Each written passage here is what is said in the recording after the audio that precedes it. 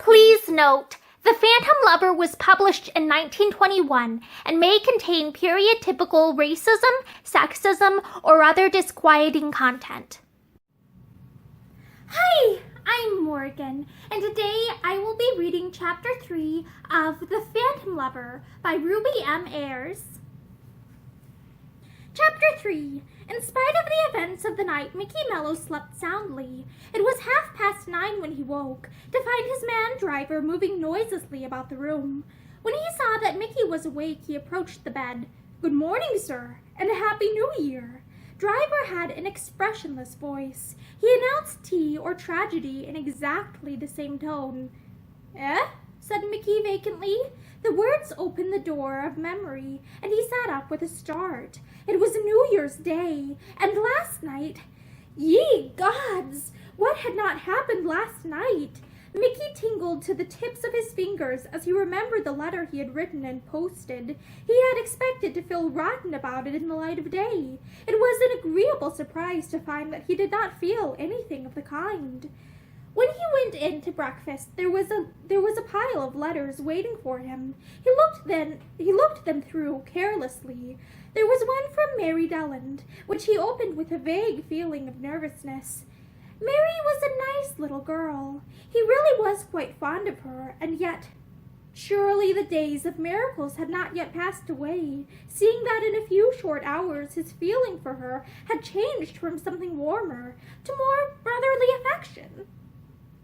It made him feel uncomfortable to read what she had written. It was really only quite an ordinary letter of regret that she had not seen him last night, but Mickey imagined he could read more between the lines. "I quite hoped you would drop in, if only for a few moments," she wrote. "It's been so dull. I am writing this alone in the library."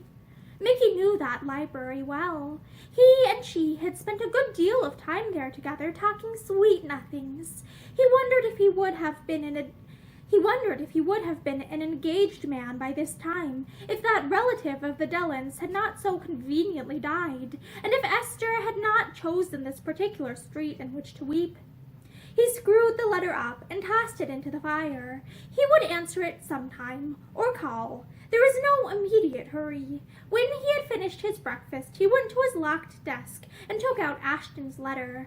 Somehow, until he actually saw it again, he could not quite believe that the events of last night had not all been a dream.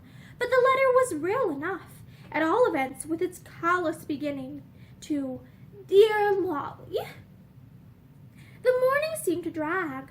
Twice people rang him up on the phone and asked him to lunch, but Mickey was not in the mood for lunch. He felt a suppressed sort of excitement, as if something of great import were about to happen. Driver looked at him woodenly once or twice. His face was as expressionless as his voice, but his dull eyes saw everything, and behind them his keen brain wondered what had happened to make Mickey so restless. Towards 1:00 he ventured a gentle reminder. "You have an engagement for 3:30, sir. Miss Langdon's." Mickey was yawning over the paper then. He looked up with an absurdly blank face. "Oh, I say, well, I can't go anyway. What was it for? I'm going out. I've got an important appointment." Driver never showed surprise at anything if he felt it. "It was a musical at home, sir," he answered stolidly. "Shall I ring up and say that you won't be able to come?" "Yes, ring up," said Mickey. He colored self-consciously beneath the man's stoic eyes and hurriedly buried his head again in the newspaper. At 3:00 he changed his clothes for an immaculate morning coat and gray trousers. Then, remembering what Esther had said about the very horrid boarding house, he changed them again for the oldest tweed suit in his possession, and a pair of brown boots that had seen their best days and long since been condemned by Driver. "How in the world do I get to Brixton?" Mickey asked the man when he was ready. "I know I could take a taxicab, but I don't want to. What other ways are there?" Driver told him. "There's the train, sir, or a tram." Mickey jumped at the tram car. He was sure that people who lived in Brixton must all use tram cars. "How long would a tram car take?" he asked. Driver considered. Finally he said that he thought it might be the best part of an hour. Mickey glanced at the clock. It was already 3:15. He took up his hat hurriedly and went out into the street. A taxicab would have to do for today anyway. He could dismiss it at the corner of the road and walk the last few yards. A moment later he was being whirled through the streets. He sat leaning back in the corner with his feet up on the seat opposite, feeling decidedly nervous. Supposing he did not see Esther? Supposing she were not there? Supposing she had purposefully given him the wrong address? Supposing 1,001 things. Mickey was full of apprehension when at last the taxicab stopped at the corner of the Brixton Road, and the driver came to the door to ask what number. Mickey scrambled out. "Oh, I'll walk the rest of the way." He paid the man liberally and set out along the crowded pathway. There were so many people about that he thought it must be a market day or something. A word with a policeman elicited the information that he was at quite the wrong end of the street for the number he wanted. Mickey was rather glad. He felt that he needed time in which to collect his thoughts, and yet when at last he reached his destination, he felt as nervous as a kitten and strongly inclined to go back. But he went on and up the bare strip of garden which led to the front door of the house. It wasn't such a bad-looking house, he thought, not nearly as bad as he had expected from the girl's description. In fact, once upon a time it must have been rather a palatial residence. But all the windows now were boxed up with cheap, starchy-looking curtains, and there was a sort of third-rate atmosphere about the basement and the cheap knocker on the front door. Mickey looked for a bell, but there wasn't one, so he knocked. It seemed a long time before anybody came. When at last they did, he heard them coming for a long time before the door was opened, heard slipshod steps on shiny linoleum, and a husky sort of breathless cough. The owner of the cough was young and scared-looking, and shoes several sizes too large for her, and a skirt several inches too short. When Mickey asked for Miss Shepstone, she stared without answering for a moment. Then she turned and slopped back the way she had come, leaving the door on the chain. Mickey chuckled to himself. She evidently did not like the look of him. He waited patiently. There he heard another step along the shiny linoleumed floor of the hall, a very different step this time, and, turning eagerly, he saw Esther herself in the doorway. "I didn't really think you would come," she said breathlessly. For a moment Mickey could not find his tongue. If he had thought this girl pretty last night, with the tears in her eyes, he thought her 1,000 times prettier now. She looked as if some magician hand had wiped the distress from her face and convinced her that the sun still shone. She wore the same clothes she had worn last night, but even they seemed somehow to have changed. There was a bunch of violets pinned in her jacket. Mickey wondered if it were the violets that were responsible for the alteration. When I make an appointment, I always keep it," he said. He had almost added, with anyone like you, but thought better of it. "And are you going to let me take you out to tea?" he asked. She hesitated. She glanced back into the dingy hall behind her. "I am leaving here today," she said. "My box has gone already. If you will wait a moment, I would ask you in, but you'd hate it so." "I'll wait outside," said Mickey. He went down into the street. For the moment he had quite forgotten all about Ashton and the letter which must by this time be in Esther's possession. "And what about Charlie?" he asked whimsically when she joined him. She smiled, shaking her head. "I sent him on, in a basket. Nobody wants him here. He only gets badgered about all day long, so I'm taking him with me. Do you think I ought not to?" "I think Charlie is a most fortunate cat," said Mickey. She did not take him seriously. "I think he will be happier with me anyway," she said. "I'm going to quite a nice boarding house now. I went out this morning and found it." She looked up at him with a smile. "I don't think even you would mind coming to tea there," she said. "I thought you were going to say mind coming there to live," Mickey told her audaciously. "I've been looking about for fresh diggings. I'm tired of mine." He stopped and glanced behind him. "Can we get a tram car here?" I'm not tired, she said quickly. Well, I must admit that I am, Mickey answered. He hated walking at the best of times, and he did not like to suggest another taxicab. Let's go on top. They climbed up and found a front seat. There was a working man next to them smoking shag in a clay pipe. He looked at Mickey and Esther doubtfully, then asked, Does your good lady mind smoke, mister? Esther flushed. I don't mind at all, she said, laughing. You got home all right last night, then, Mickey said presently. After you had gone, I wished I had seen you safely in. It's kind of you, but I was quite all right. There was a note of constraint in her voice. I should like to thank you for what you did for me last night, she said, hesitatingly. If it hadn't been for you... She stopped. Mickey did not know what to say. Anyway, it's all right now, eh? He asked presently, with awkward cheerfulness. I thought it would be. When things look so black that they can't possibly look any blacker, they always begin to mend. I found that out before. I don't know if you have. I found it out this morning. Mickey looked down at her. She was sitting with her hands clasped together in her lap. There was a little flush in her cheeks, and her lips were curved into a faint smile. It seems so wonderful, too, she went on softly, that it should have happened on New Year's Day.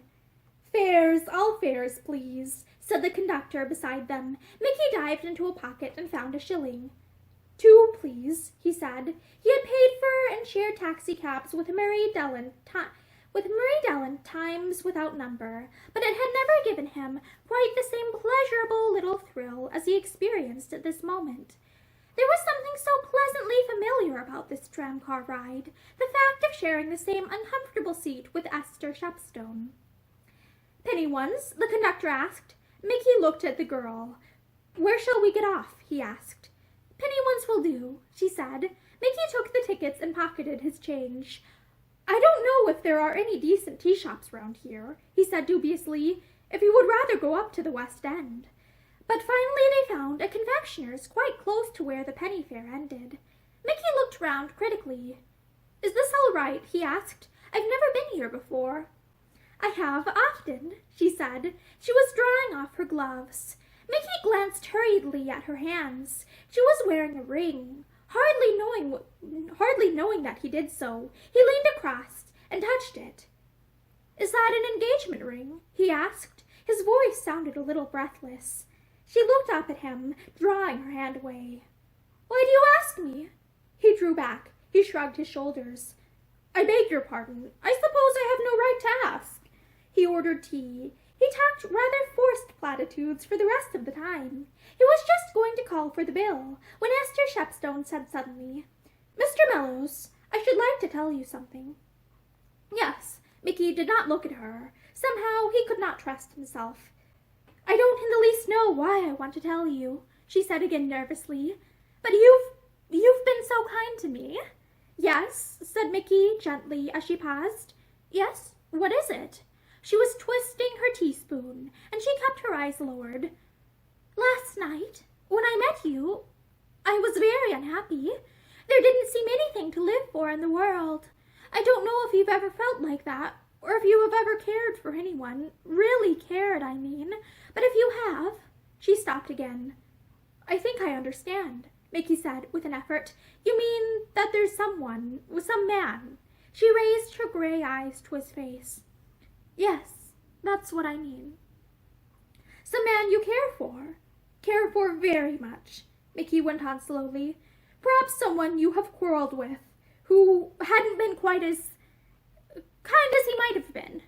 The soft color flooded her face. Did you guess last night? She asked shyly. Mickey smiled. Did I? I'm not sure, perhaps. He drew a long breath that was half a sigh. Well? He queried. I don't know why I am telling you this, she said again, with a sort of distress. It cannot interest you, but somehow I think I should like you to know. It interests me very much. I am honored that you should tell me. Mickey looked again at the ring she wore. Quite a cheap little ring, with a couple of inferior diamonds. You mean that you are engaged to be married? Yes, at least. The words were only a whisper. Mickey sat very still. "Well, I suppose you will have me for a friend all the same, won't you?" he asked with an effort. She looked at him in faint amazement. "I thought if I told you that perhaps you'd rather not." She stopped in confusion. Mickey leaned a little closer over the table. "You said last night that you didn't believe in a man's friendship for a woman," he said. "Well, I am going to make you believe in it. I'm going to be your friend. The fact that you are engaged makes no difference to me, if it doesn't to you." She looked at him earnestly. "If you mean that," she said, "I think I'm very glad." "Thank you. I suppose I mustn't ask who the lucky man is?" She shook her head. "I can't tell you, and he's away now, out of England." Her voice changed a little. Her eyes looked past Mickey, as if for the moment she had forgotten him. Mickey watched her jealously. "And so whatever was wrong last night is all right today, is that it?" he asked with an effort. "Yes. Somehow I never thought it would be, but this morning." "This morning?" he echoed as she stopped. "I had a letter this morning," she told him, and her voice had softened so wonderfully that Mickey caught his breath. "Oh, I wonder if you have ever been as unhappy as I was last night, and then had a letter, a wonderful letter like I had this morning. There was something in it that seemed to put everything right straight away, something that I've always wanted before and never had. I can't explain it any better than that, but perhaps you understand.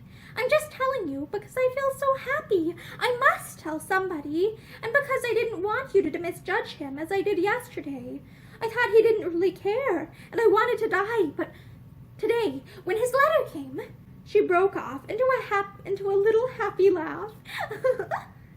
Mickey had rammed his clenched hands into his pockets. The blood was hammering in his temples. His brain felt in a whirl. Somehow, in all his wildest imaginings, he had never dreamed of this. It was his letter that had brought that new look of happiness to her eyes. His letter, which perhaps even then lay against her heart.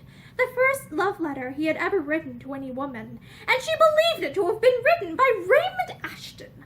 He did not realize how long he sat there without speaking, till Esther spoke to him again. There was a little anxious note in her voice.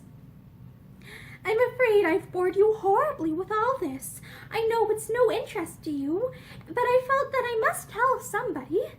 Mickey roused himself with an effort. "It's of great interest to me," he said, "and you mustn't ever say a thing like that again. We're going to be friends, and real friends are always interested in everything that concerns the other. I'm more glad that I can say that you're happy. I only hope it's going to last forever." Perhaps there was a dubious note in his voice, for an anxious gleam crept into the girl's eyes. "You sound as if you don't think that it will," she said quickly. Mickey made a hurried disclaimer. "I do think so. Of course I do. You deserve all the happiness you can get. And whoever the man is, if he doesn't make you happy..." He stopped, with frowning memory of Ashton and their parting only last night. He hoped in his heart that they would never meet again. If they did, he realized that there would be quite a few nasty things he would feel called upon to say to him. The waitress brought the bill at that moment and put an end to further conversation, for which he was thankful. He realized that he was getting rather out of his depth.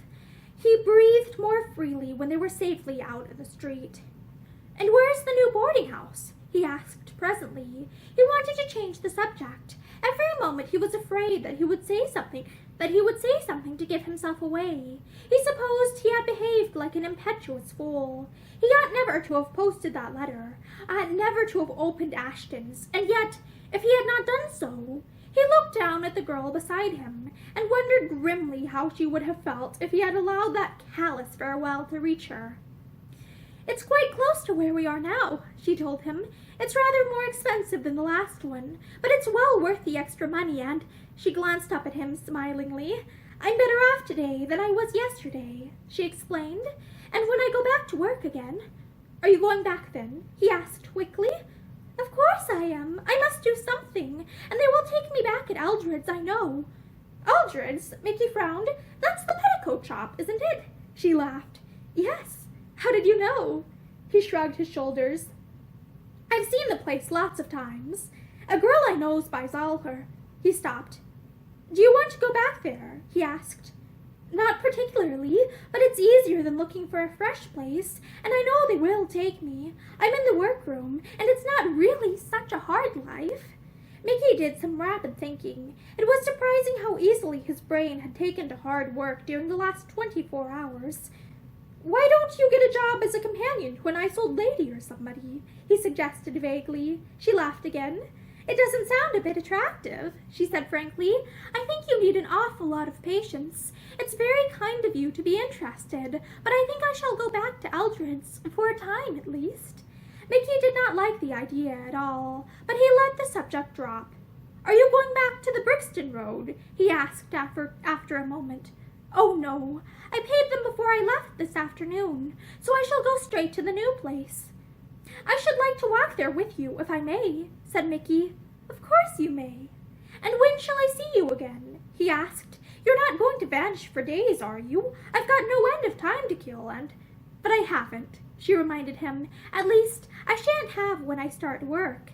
But I should like to see you again, she added kindly. Thank you, said Mickey with faint sarcasm. He felt vaguely disappointed with the whole afternoon. She was holding him so decidedly at arm's length. He supposed it was that infernal fellow Ashton that stood between them. There was a sort of irony, too, in the fact that he himself had by his own action established him more firmly than ever in this girl's affections. And the fellow was not worth a thought. That was the rotten part of it. As he looked at her, he felt strongly tempted to blurt out the truth, to tell her that it was he who wrote that letter, to undeceive her once and for all.